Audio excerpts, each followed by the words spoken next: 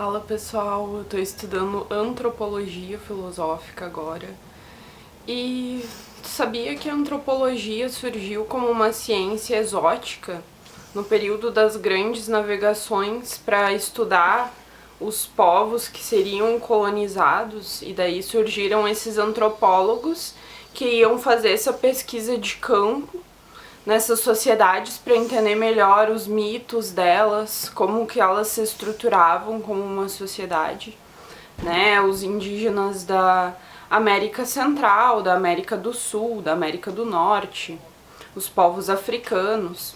Então começou como uma ciência exótica, e depois que eles já tinham colonizado esses povos, a antropologia começou a se voltar para a própria sociedade deles, por exemplo, esses europeus, para ver como que estavam sendo feitas essas mudanças de expansão das próprias fronteiras e de como que estavam acontecendo e como que eles iam gerir esses conflitos com esses povos colonizados que queriam uma emancipação política, queriam ser independentes e reaver os seus próprios territórios, né? Lembrando que cultura não é só um intricado de hábitos e crenças de uma população, mas também está muito arraigada no próprio território, na própria natureza, né? Esse sentimento de lar, de pertencimento.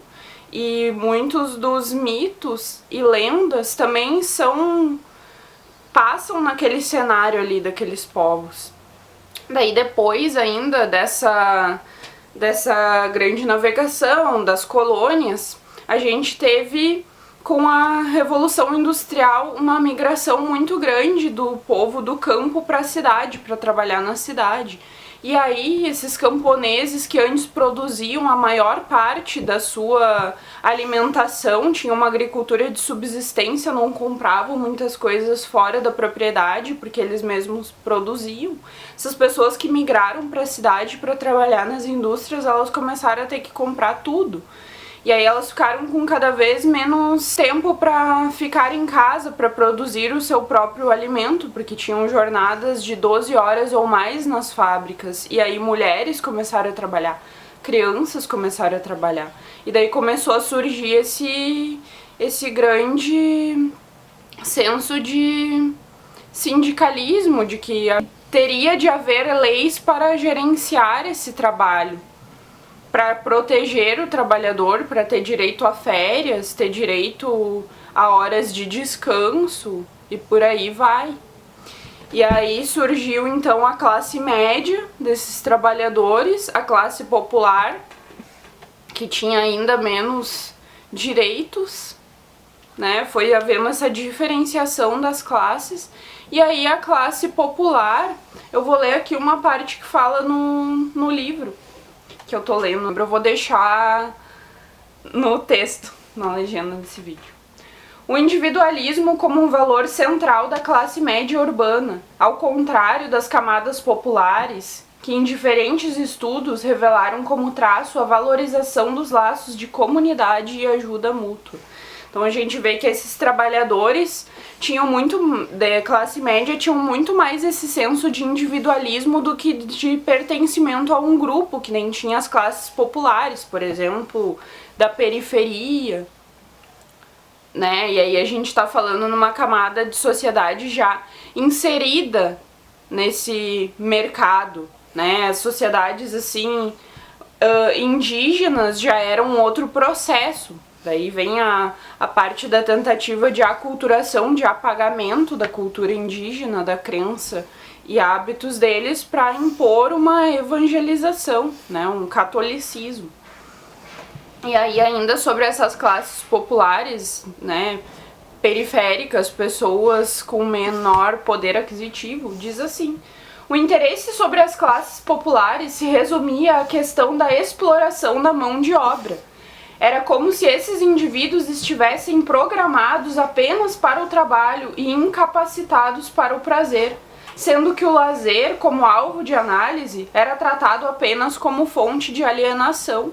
E aí a gente vê o quanto esses trabalhadores eram explorados né? Porque para a classe dominante eles não tinham direito ao lazer. O lazer seria uma forma de alienação, mas a alienação ocorria pelo próprio sistema de trabalho, pela própria escala que colocavam para esses indivíduos, que era de 12 horas a mais. Imagina, era uma carga horária muito extensa, eles não tinham tempo para curtir a família, para ter uma socialização, para aproveitar esses lazeres.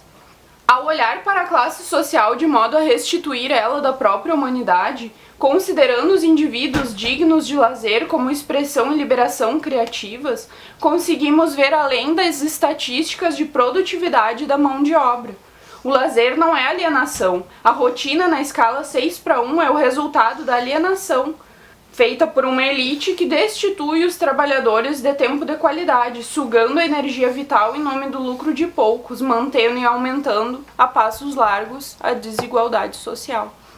E trouxe aqui esse tema para falar um pouco sobre como surgiu a antropologia, como ela lidou, como ela expandiu essa visão de mundo, essa realidade de cultura, de ver o outro como exótico, depois de ver o outro começando a inserir elementos da própria cultura numa cultura dominante, essa mesclagem de culturas, né, essa miscigenação e também o avanço tecnológico, e a gente vê que hoje não tem muita diferença ainda, né? A gente ainda tem um histórico de colônia e tem um histórico de uma classe dominante que ainda se mantém no poder.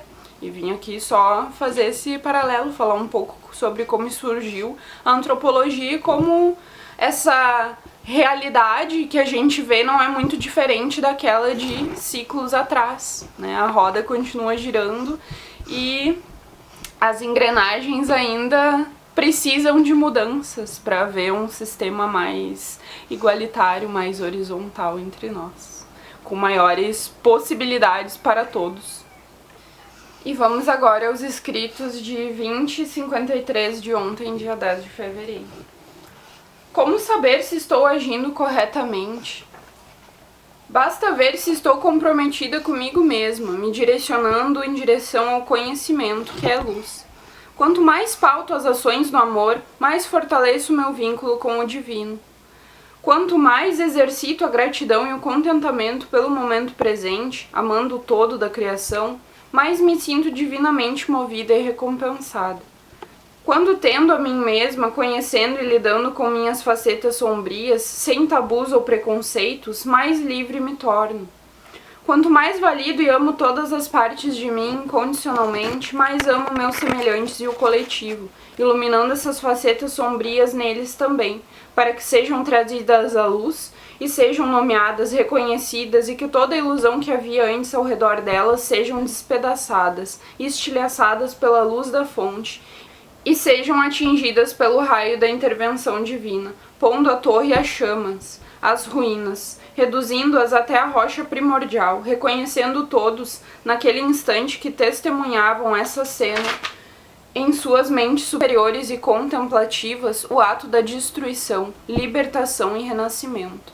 O ego estilhaçado, fragmentado em múltiplas partes. Um quebra-cabeça que aos poucos seria montado de modo ordenado pelo Altíssimo. As figuras mais aptas a auxiliá-lo eram chamados escolhidos, pelo gênio, intelecto, intuição e selvagem, o não domesticado. A fera do arcano da força, por aqueles que não se permitiam ser domados por ninguém que não o Altíssimo. Lidavam com todas as sombras com gentil delicadeza, de reconhecer Deus e o diabo como dualidades que se conciliam dentro de nós, nas nossas trevas, antimatéria, e em nossa luz, energia. A fonte proferiu que a redistribuição da energia deverá acontecer conforme mais humanos vão despertando para mais e mais consciência e vão cultivando esses cenários em suas mentes, compreendendo como o Altíssimo opera, a pura consciência. Mais e mais, ao visualizarmos essas visões e canalizarmos as mensagens do alto, mais vamos transmutando a energia dessas forças opostas dentro de nós. Todos os paradoxos podem ser conciliados, os opostos são iguais, só diferem em grau.